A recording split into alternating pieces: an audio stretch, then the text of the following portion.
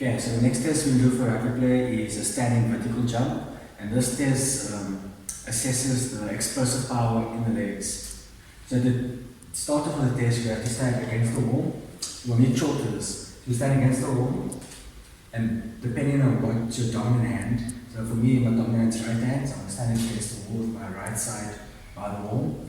Then I'm going to chalk my hands, mainly the middle finger, as this is the longest finger on your hand. So now this will be this. So when you chalk your hand, you're going to reach as far as possible and go against the wall, and you're going to have a starting marker. You're going to chalk again to make sure you have chalk.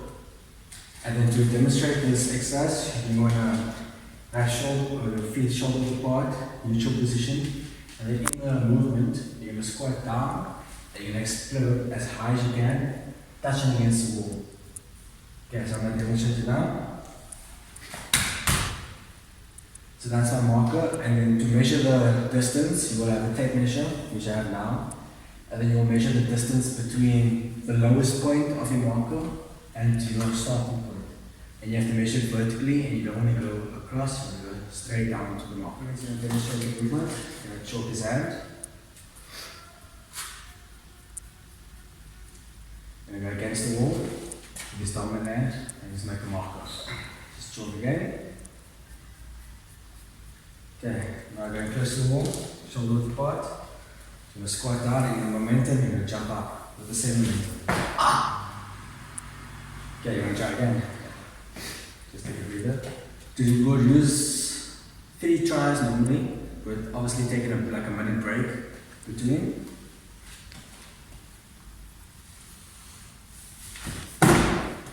You measure the distance going down. Lowest point and to the top point. This measurement is about 25.5 centimeters, and for average rugby player, they should be reaching about 60 centimeters.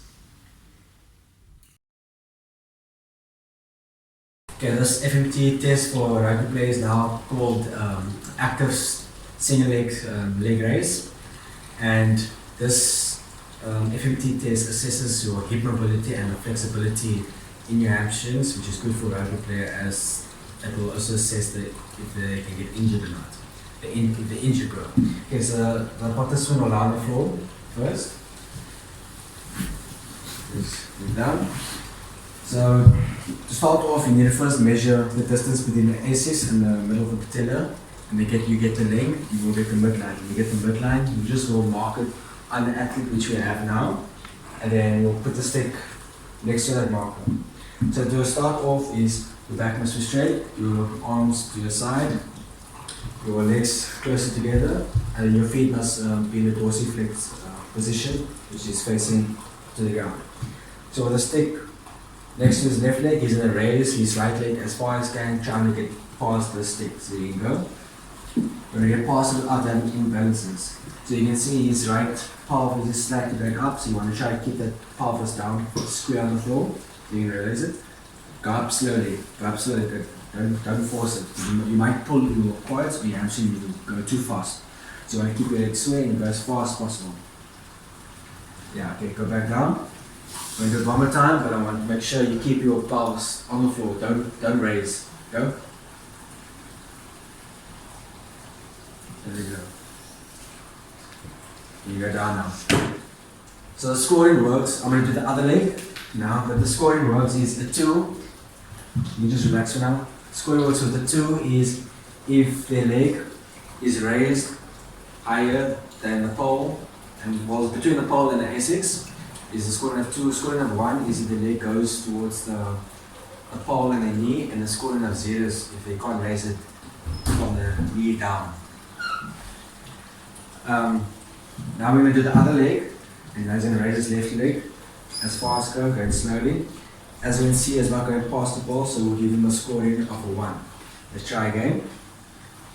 As far as possible. Still not past the ball. So you relax, so it's scoring of 1.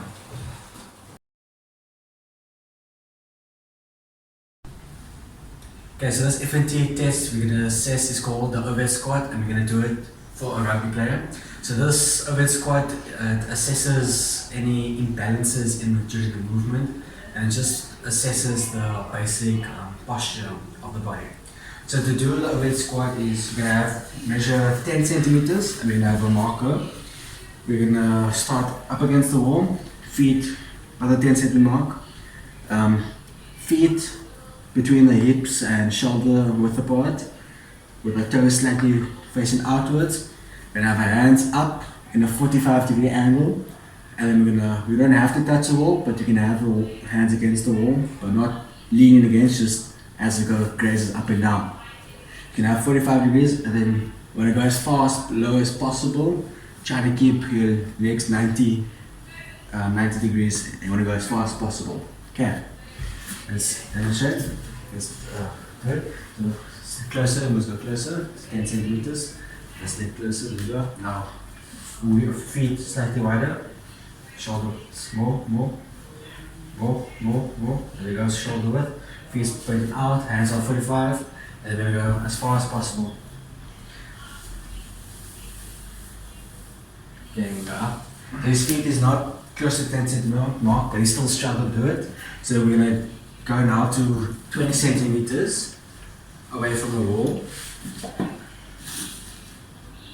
And we're going to do the same thing. Feet slightly wider. And we go squat. Okay. You can see he's struggling. Now you can either move to 30 centimeters or to make it slightly easier, you can have him step on a book or anything that's elevated so you can raise his heel. So we're going to do the same thing, 20 centimeters. And then we're going to just allow him to raise his heels to make the exercise more easy.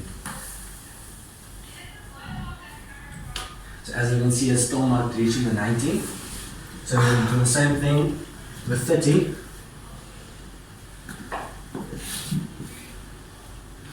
Okay, we'll do the same thing with 30 centimeters. Just slightly back, toes behind the hook. There you go. 30 shoulder width. There you go. And we're going to go to a squat. While he does a squat, you're going to see that it's not 90, so you didn't reach the target.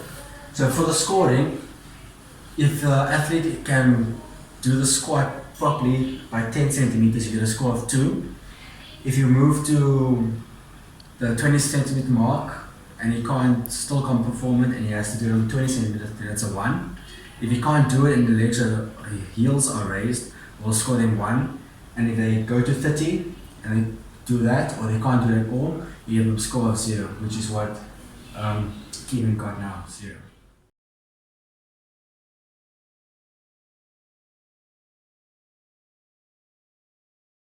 Test is a sport-specific test on flexibility, and it's going to be tested on an athlete-specific sprinter. And this is called a Dorsi-flexion test, and it tests the mobility of the ankle. So to perform this test, we're going to have a ruler or a tape measure to measure the distance to the wall. And then we're going to start off by a reference point of 10 centimeters. For me, I'm going to start 10 centimeters. And then you want to push your knee forward as far as possible without raising your heel. You want to keep your heel on the ground. So you want to go as far as possible, touching the floor. So as you can see, I can't touch the wall. Suppose. Okay, so I couldn't get to the 10 centimeter mark, then I'll move closer, maybe 7 centimeters, 6 centimeters now, and then we go as far as possible touching the wall, and as you can see, I'm touching the wall with my heel flat on the ground. And you want to do both tests on both legs. So now we're going to have Keanu test it. So he's going to start at the 10 centimeters right now, and he's going to go as far as possible without raising his heel. Alright, so he can't go, so he will go closer. He's going to go at 7 now, and then he's touching his heel. We're going to go maybe at 8,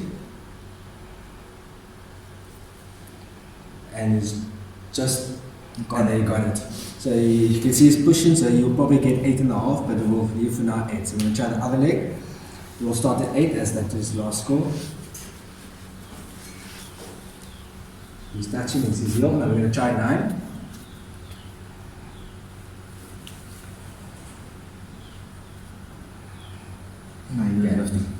So his score is 9 as he pushed his limits. So we will use the norms and have the norms and test what he scored and compare them. For an athlete, it should be more or less around 10 centimeters or just above. As you can see, maybe his ankle or his calf is a bit tight, which is causing him to limit his range of motion.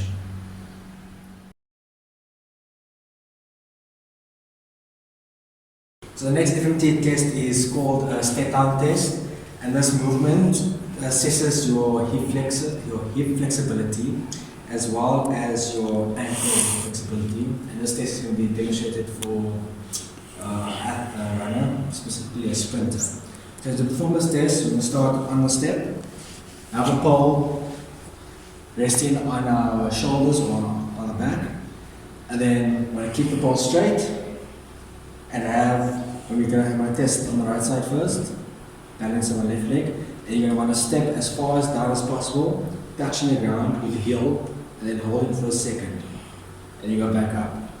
We're going to demonstrate on both sides, and when we do this demonstration, we don't want to see any tilting left to right, as we'll use the pole as a reference. We don't want to see our knee buckling in or out, and then we also don't want to see leaning on the foot that we plant with. So we're going to have again demonstrate now.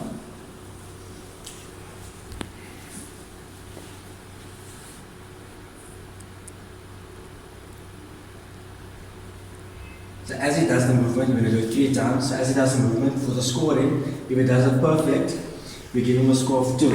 If there's a compensation while he does the movement, like we can see a slight buckle in with the knee on his left foot, for that compensation we'll give him a 1. If he has more than 1 compensation, you can proceed with the next foot.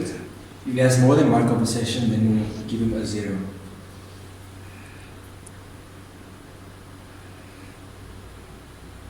You can see a bit of shakiness, but he's still performing the exercise properly. And you can still see the ball is straight as there's no tilting. Last time. Thank you.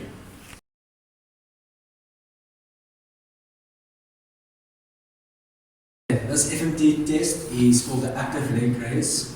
And to perform this test, we have our client lie flat on the floor, which I'm going to first demonstrate. So we lie flat on the floor. We're gonna, before the test, we have to measure halfway point between our patella and the hip bone, which is around the midpoint here. And then we're gonna have a pole by the midpoint, and then we're gonna lie flat. And then for the movement, you wanna raise our leg as far as possible. And our point is to try to get it past this pole while keeping our toes facing up or in a dorsiflex position, our hips square, and our backs straight on the floor. And we're going to keep our knees locked out in a straight position. So now we're going to have Jan finish it now. Okay, when we first start with our right leg getting raised. Other leg, right leg. We're going to slow and go as fast as possible. We're going to relax. We're going to do 3 attempts. Relax. We go one more time. Relax. Okay, now I'm going to try do the other leg.